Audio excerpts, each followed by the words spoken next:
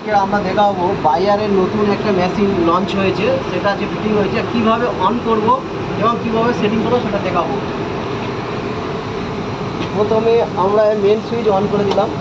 On করার পরে 2 minute আগে আমরা ওয়েট করবো। বায়ারে দেখে নেবো পাওয়ার ডিসপ্লে আসবে, একটু ওয়েট করে গেলাম।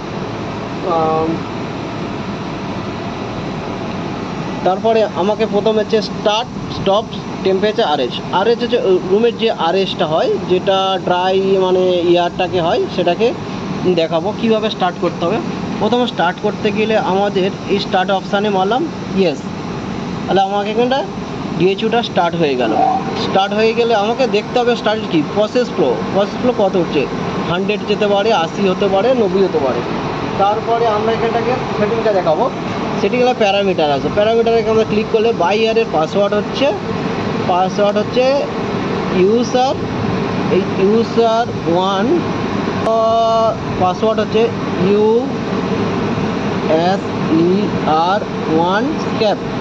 মারার পরে আমাকে রেড অফ দ্য 1 2 3 দিয়ে দেখবো এই যে এন্টার অপশান আছে, এন্টার করে দিলাম, দিয়ে উপরে লগ ইন করে দিলাম, দিলে ইয়েস করে দিলাম। তাহলে আমাকে পুরো ইউজার মেনু অন হয়ে গেল।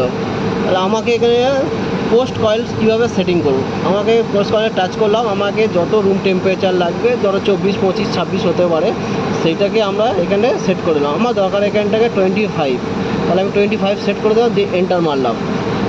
আমার যদি আরএস সেটিং করতে হয়, আমাকে দরকার আছে এখানে 40, তাহলে আমাকে এখানটায় 39 করে দিলাম, দিয়ে এন্টার মারলাম। তাহলে দেখে নিলাম 30 এন্টার হয়ে গেলাম, দিয়ে আমি হোম পেজে চলে গেলাম। তাহলে আমাকে এখানটায় দেখে নিলাম সেটা আমি কত সেট করেছি, 25।